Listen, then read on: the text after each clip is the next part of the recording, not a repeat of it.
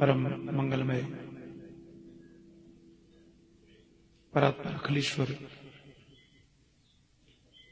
अकारण करुणावरण वाले भक्त वंशा कल्पतरु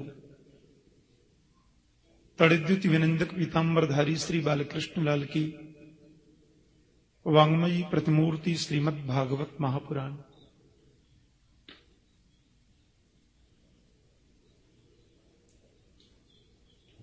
परम वंदनीय संत स्वामी श्री विद्यानंद जी महाराज की पवित्र सन्निधि में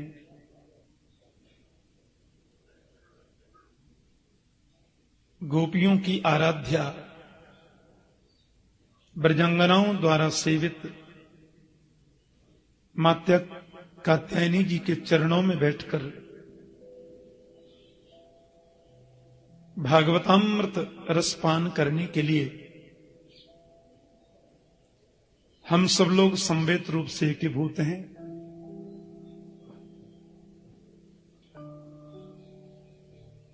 महात्म्य का वर्णन बड़े संक्षिप्त रूप में कहेंगे, क्योंकि वृंदावन में तो कथा होनी चाहिए। मेरे जीवन की 684वीं कथा मैं यहां कर रहा हूं। 683वीं कथा कल पूर्ण हुई। वैसे तो ये 683वीं कथा होनी थी, पर बीच में कथा और व्यस्तता में आ गई तो ये नंबर 84वां हो गया।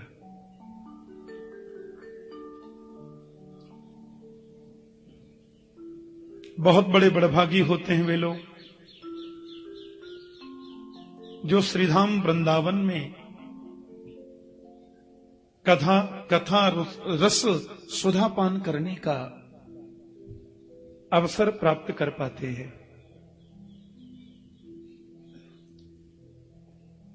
कथा तो हम लोग सब जगह करते ही हैं, देश में विदेश में हजारों लाखों लोग आनंद रस पीते ही हैं। लेकिन साल 2 साल में एक आध बार कथा जब मैं श्रीधाम वृंदावन में करता हूं तो मेरा भाव ये रहता है कि मैं यहां कथा ज्यादा कहूं और सब कम।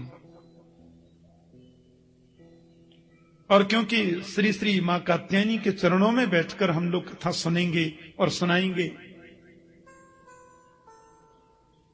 इसलिए मेरा प्रयास होगा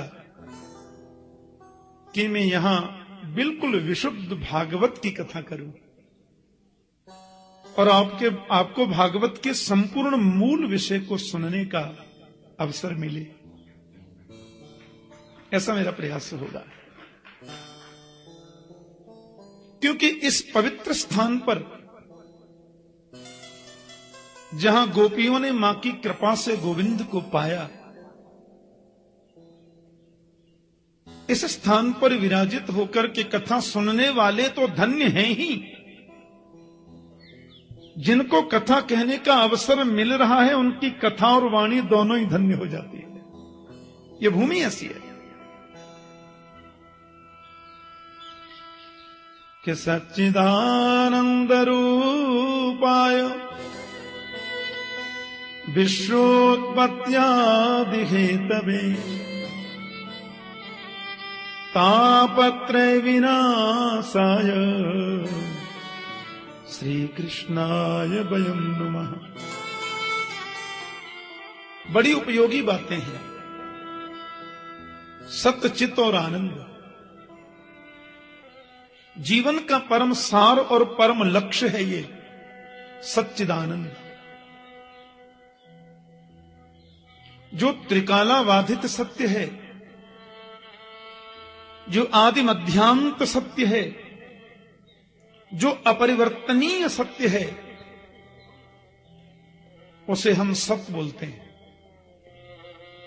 सत्यव्रतम सत्यपरम त्रिसत्यम सत्यस्य योनिम निहितम च सत्ये सत्यस्य सत्यम मृत सत्य नेत्रम सत्यात्मकम त्वाम शरणम प्रपन्नाः। जो सत्यव्रत है, त्रिसत्य है, जिसका मूल भी सत्य है, मध्य भी सत्य है और कभी नहीं होने वाला अंत भी सत्य है, उसे हम सत्य बोलते हैं। परमात्मा का दूसरा नाम चित है, माने प्रकाश, जिसे कभी किसी से प्रकाश उधार लेने की जरूरत नहीं पड़ती। सूर्य में रोशनी भी उसकी कृपा से है, चंद्रमा में शैतल्य भी उसकी कृपा से है। प्रकृति के जितने भी नियम चल रहे हैं स्वतः उसके द्वारा ही निर्देशित हैं। यह संपूर्ण आकाश जिसका मंदिर शिखर है, मानो पुष्पों में सुगंध वो है तो रंग भी वही है, प्रकाश स्वरूप है, बल्कि अपने प्रकाश से दुनिया को प्रकाश देता है, इसलिए उसका नाम चित्त है। और तीसरी बात बड़ी सुंदर कही, आनंद है वो। आनंद की परिभाषा तो भागवत में बड़ी विचित्र रूप में वर्णित है। आनंद का मतलब क्या?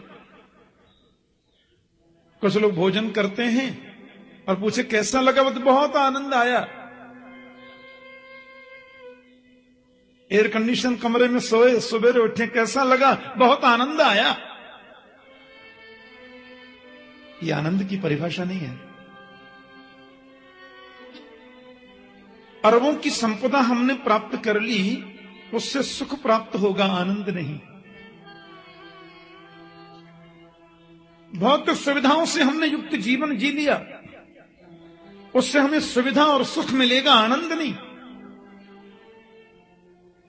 क्योंकि आनंद तो सिवाय गोविंद के दूसरा कोई होता ही नहीं है। आनंद तो स्वयं कृष्ण है।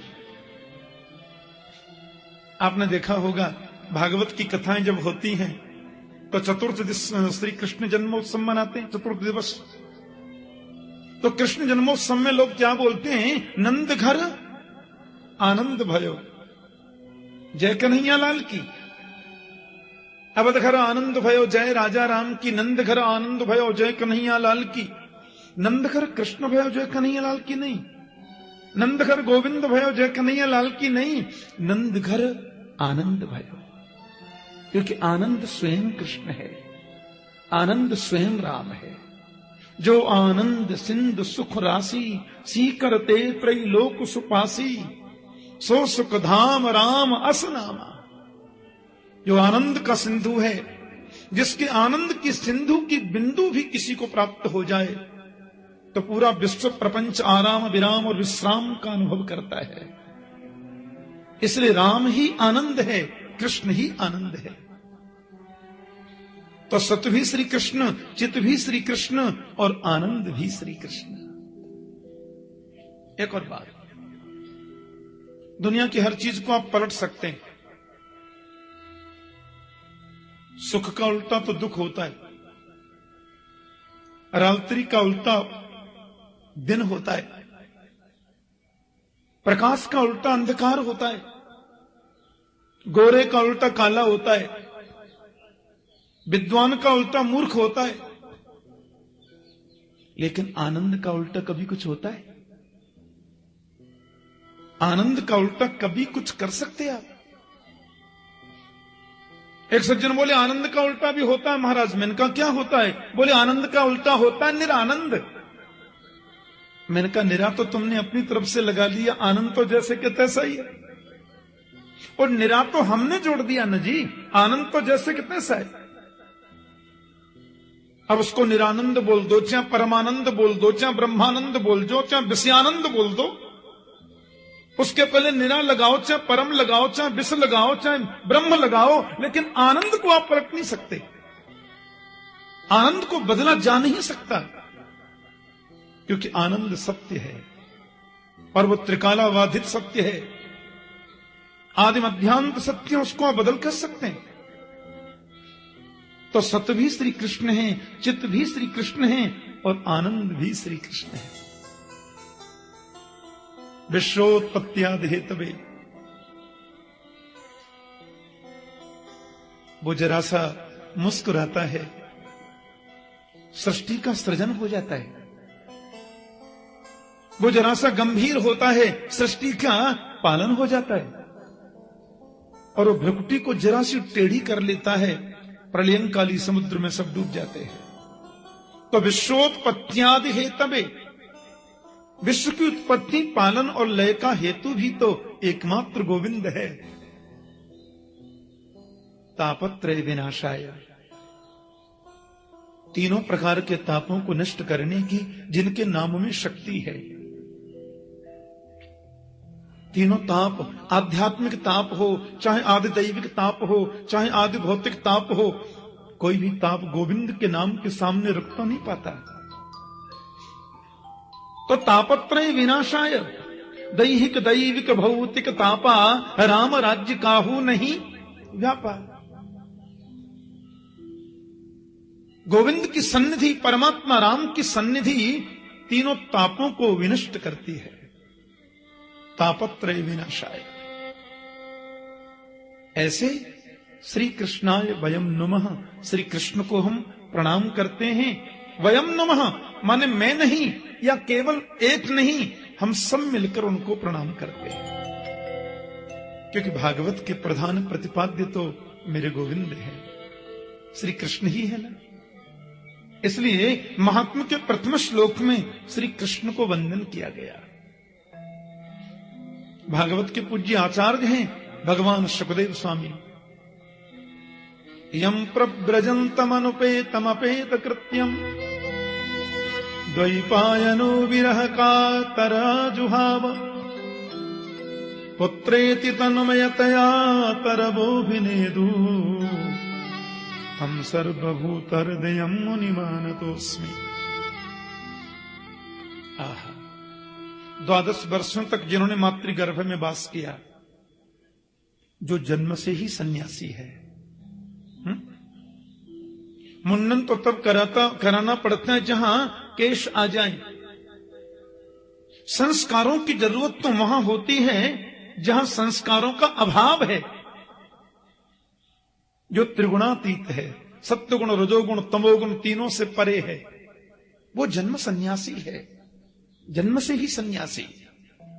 12 वर्षों तक मातृगर्भ में समाधिस्थ रह करके जिसने भागवत चिंतन किया और संन्यास्त गच्छन्तम, जन्म लेती जो संन्यास लेकर वन की ओर प्रस्थान कर रहा है, 16 वर्ष की जिसकी अवस्था, जन्म के तुरंत बाद जो 16 वर्षीय प्रतीत हो रहे हैं, श्याम वर्ण की जिनकी दिव्यांग कांति है, बड़ा अद्भुत जिनका आभा मंडल है, लंबी भुजाएं हैं, चौड़ा दिव्य वक्षस्थल है, जो दिगंबर हैं, दिगंबरम वक्त्र विकीर्ण केशम।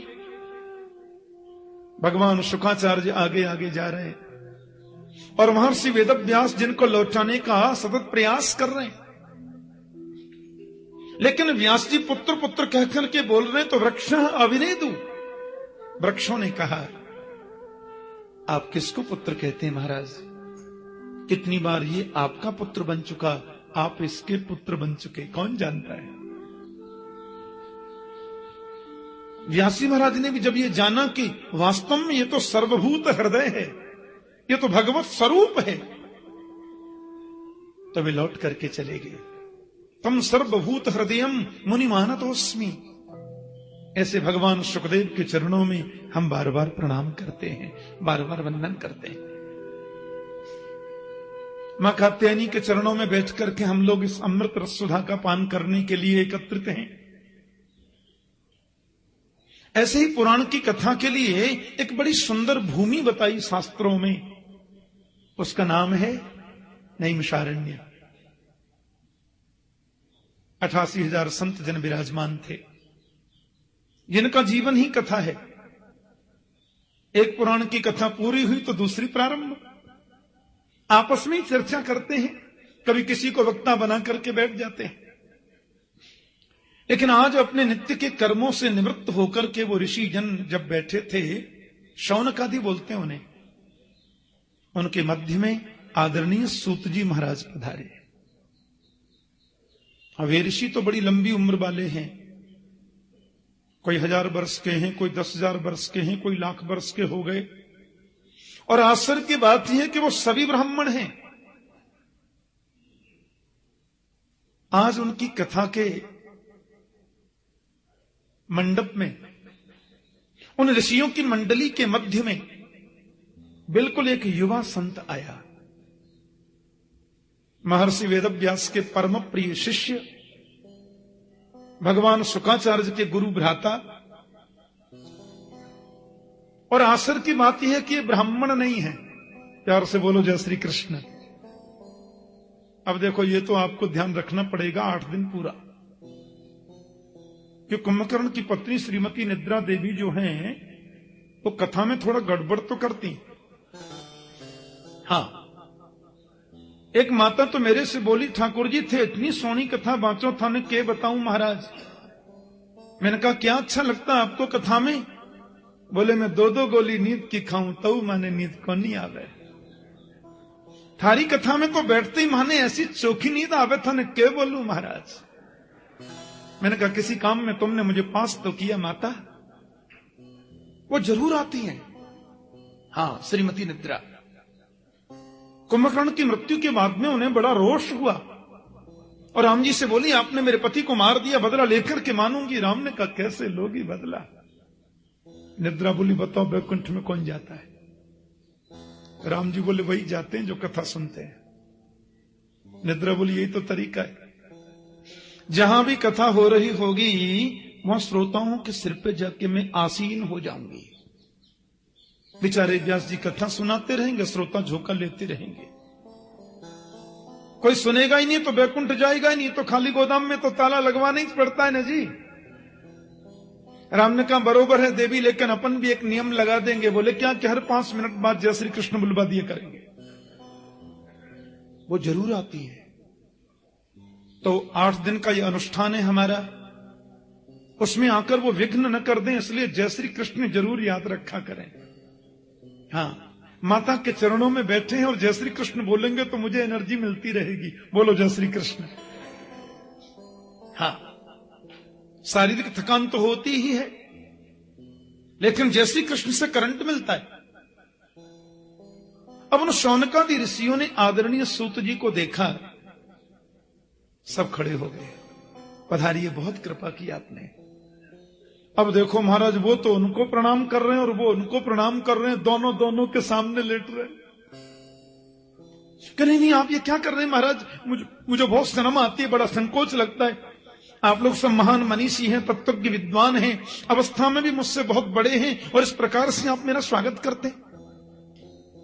एक बात कहूं, संत वही सबसे श्रेष्ठ है जो अपने को कभी संत समझे ही नहीं। ज्ञानी वही सबसे ऊंचा है जो किसी को अज्ञानी न समझे। ज्ञानी वही सबसे ऊंचा है, और गुरु वही सबसे उत्तम है जो अपने को कभी गुरु मानता ही नहीं। बोलो जय श्री कृष्ण। धनवृद्धा बलवृद्धा आयुवृद्धा तथैव च ते सर्वे ज्ञानवृद्धस्य किंकराः शिष्य किंकरा। कोई बल में बड़े होते हैं, कोई आयु में बड़े होते हैं, कोई धन में भी बड़े होते हैं, लेकिन ते सर्वे ज्ञानवृद्धस्य, ज्ञान में जो बड़ा होता है ना, वो सबसे आदरणीय और सबके लिए पूजनीय होता है। शौनकादि ऋषियों ने बिल्कुल निष्पक्ष भाव से अपने मन की बात सूत जी से कह दी कि अज्ञान अध्वांत विध्वंस कोटि सूर्य समप्रभ सूताख्या ही कथा सारम मम कर्ण रसायनम। मानव के जीवन में जो अज्ञान रूपी अंधकार बैठा है, उस अज्ञान अंधकार को दूर करने के लिए सूत जी आप करोड़ों सूरजों के समान हैं, कोट सूर्य समप्रभ। इसलिए आज आपसे विनम्र निवेदन है, ऐसी कोई कथा हमें बताओ जो कानों के द्वारा अमृत रस का काम करे। मम कर्ण रसायनम। और एक बात आपसे स्पष्ट कह दें, हमें कोई दुख नहीं है और हमने कभी दुख को दुख समझा भी नहीं है। और कदाचित दुख आवे भी तो सूत जी दुख और सुख तो मन की मान्यता है। जिसको हमने मान लिया वो सुख है और जिसको मान लिया वही दुख है। वास्तव में तो सुख भी कुछ नहीं होता और दुख भी कुछ नहीं होता। लेकिन जब संसार के लोगों की ओर हम नजर डालते हैं तो देखते हैं वो दुख को ही सुख मान करके बैठे हैं और वे दुख को दुख मानकर उसमें ज्यादा दुखी हो रहे हैं, क्योंकि मान्यता ही दुख को और ज्यादा जन्म देती है। इसलिए हम ऐसी कथा सुनना चाहते हैं जो कथा सुने हम और दुख दूर हो जाए संसार के लोगों का। ऐसी कथा हमें बताओ कि श्रेयसाम यद भवे श्रेयः पावनानां च पावनम् कृष्ण प्राप्तिकरं सस्वत साधनम तद बदादुना। श्रेष्ठ में भी जो परम श्रेष्ठ है, पवित्रों को भी जो परम पवित्र बनाता है, और ऐसी कथा जो गोविंद से मिलाने वाली है। एक बात कहूं, कभी किसी संत के पास में जाकर यह प्रश्न मत करो कि दुकान कैसे चलेगी। किसी भी महापुरुष के पास में जाकर के यह प्रश्न मत करो कि फैक्ट्री में बरकत कैसे होगी। किसी महापुरुष के पास में जाकर यह क्वेश्चन मत करो कि घर में पोता होगा कि नहीं। संतों के पास जाकर तो एक ही प्रश्न करो, गोविंद मिलेगा कि नहीं, कन्हैया की प्राप्ति होगी कि नहीं। और यह प्रश्न आपने किया है तो सर्वोत्तम प्रश्न है, इससे ऊंचा कोई प्रश्न नहीं होता। और ध्यान देना, दुख भी मिलेगा हमारे कर्मों से, सुख भी मिलेगा हमारे कर्म से, लेकिन भगवत शरणागति गोविंद की प्राप्ति तो संत कृपा से ही संभव है। इसलिए दुख और सुख तो हमें मिलने वाले हैं। ना भुक्तम क्षीयते कर्म जन्म कोटि शतैरपि अवश्यम एव भुक्तव्यम कथम कर्म शुभाशुभम। जैसा कर्म अपने करते हैं वैसा फल मिलने वाला है, और बोया पेड़ बबूल का तो आम कहां से होए, संभव ही नहीं है। लेकिन संत कृपा कर दें तो भगवत शरणागति प्रदान कर सकते हैं। संत कृपा कर दें तो गोविंद को आपको प्रदान कर सकते हैं। इसलिए महापुरुषों के पास में जाकर यदि प्रश्न करना है तो यही प्रश्न करो, कृष्ण प्राप्ति करम शाश्वत साधनम तद बदाधुना। ऐसा साधन बताइए जो कृष्ण की प्राप्ति कराने वाला हो। बहुत प्रसन्न हो गए सूत जी। सच्चा संत ऐसे प्रश्नों से ही प्रसन्न होता है। संसार की व्यर्थ की बातों से हम संतों के क्षण को बर्बाद करते हैं। और महाभारत में लिखा है कि संतों का क्षण और अन्न का कण कभी बर्बाद मत करो। महापुरुषों के पास जाकर तो गोविंद मिलन की साधना पूछो। आदरणीय सूत जी महाराज गदगद हो गए। कालव्याल मुखग्रास त्रास निर्नाश हेतवे श्रीमद्भागवतम शास्त्रम कलौकीरेण भासितम। ये काल रूपी जो ब्याल है, ब्याल बोलते हैं सर्प को। असल में हमारा जीवन क्या है? एक बहुत बड़ा अजगर सांप है और अपना मुंह खोल करके पड़ा हुआ है। अब मैं उस अजगर सर्प के मुंह के अंदर बैठा हूं, तो मेरा जीवन सुरक्षित कब तक है? जब तक वो सर्प अपना मुख बंद ना कर ले। उसने मुख बंद किया, यहां राम नाम सत्य हो गई। एक पल भी जिस मानव के जीवन का भरोसा नहीं है, उसको भी शीघ्र गोविंद से मिलाने की सामर्थ्य किसी में है तो केवल भागवत की कथा में ऋषियों। देवताओं को भी इस कथामृत को पान करने का कभी कभी अवसर नहीं मिलता है। राजर्षि परीक्षित को भगवान सुखदेव कथा सुना रहे थे, सब लोग जानते हैं प्रसंग। अमृत सुधा को लेखन के देवता लोग आए, कलश सामने रखा और बोले परीक्षित को जो आप अमृत पिला रहे हैं कथामृत वो हमें दे दीजिए, और इस भागवतामृत को परीक्षित को हमको दे दीजिए, और ये स्वर्ग का अमृत परीक्षित को प्रदान करें, तो सर्प भय से परीक्षित को मोक्ष मिलेगा और संसार भय से हमें मुक्ति मिलेगी। सुखदेव जी बोले कर तो देता, पर देवताओं ने जो भागवतामृत की तुलना स्वर्ग के अमृत से करी, ये मुझे प्रिय नहीं लगा। देखो तो स्वर्ग का अमृत है क्या? हमने यहां सकाम अनुष्ठान किया, बड़े यज्ञ किए, दान किए, धर्मशालाएं बनवाई, कुएं बनवाए, और वो सब सकाम किया तो उसका फल होता है हम स्वर्ग में जाते हैं, और जब तक हमारी एफडी जमा है हम स्वर्ग में रहते हैं। और तेतम भुक्त्वा स्वर्गलोकम विशालम क्षीणे पुण्ये मर्त्यलोकम विशंति, जैसे ही पुण्य क्षीण हुआ हम फिर मृत्युलोक में गिर जाते हैं।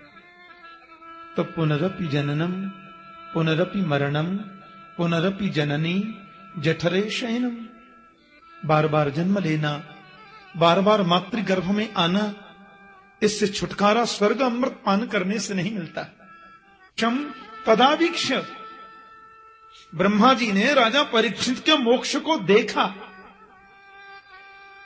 पुरा धाता भी विस्मित। ब्राह्मण का विमान किसका जा रहा, भाई कौन है इसमें? बोले आपको नहीं मालूम, राजा परीक्षित 7 दिन कथा सुनिए ना भागवत के नियम से, वैकुंठ मिल गया। ब्रह्मा ने कहा बाप रे, ये कैसे हुआ? इंद्र महाराज और ब्रह्मा सब एकत्रित हुए, तराजू लिया और एक पल्ले पर दुनिया के साधनों को रखा, और तराजू के दूसरे पल्ले पर केवल भागवत जी को विराजमान किया, और कहते हैं जैसे ब्रह्मा ने तोला तो लघुन्यनानि जातानि गौरवेन इदम महत, अपनी गरिमा से भागवत का पढ़ना नीचे को चला गया, समस्त साधनों का पढ़ना ऊपर को है। क्या मतलब? वजन जिसमें होगा वो नीचे जाएगा। ब्रह्मा ने देवताओं से कहा अरे देवो, ये कोई पोथी नहीं है, ये कोई किताब नहीं है, ये ग्रंथ भी नहीं है, ये तो मेरे गोविंद हैं साक्षात। तेनेयम वांगमयी मूर्ति प्रत्यक्षा वर्तते हरे, ये तो हरि का वांगमय स्वरूप है साक्षात। दंडवत करी ब्रह्मा ने, देवताओं को आश्चर्य हुआ। वही कथा मैं आपसे कहूंगा, सूजी खरे। नारद जी ने ब्रह्मा जी से श्रवण किया था इसका सविधि, लेकिन सप्ताह श्रवण की विधि क्या है वो सनत कुमारों से सुनी थी। वो क्या है, एक बार नारद जी महाराज दौड़े दौड़े गए, तीव्र गति से जा रहे थे, कुछ चिंतित भी थे। बोलो जय श्री कृष्ण। और विशाला क्षेत्र में बद्रीनाथ धाम में पहुंचे तो सात कुमारों ने पूछा क्या बात है? कथम ब्रह्मन दीन मुख कृतश्चिंता तो रो भवान, आपको देखने से तो रोने वाला भी हंस जाता है, क्योंकि आप तो आनंद मूर्ति हैं। यो यह श्रद्धस्स एव स, गीता में गोविंद कहते हैं, जिसके प्रति हम श्रद्धा करते हैं धीरे धीरे उस श्रद्धास्पद के गुण हमारे जीवन में आने लग जाते हैं।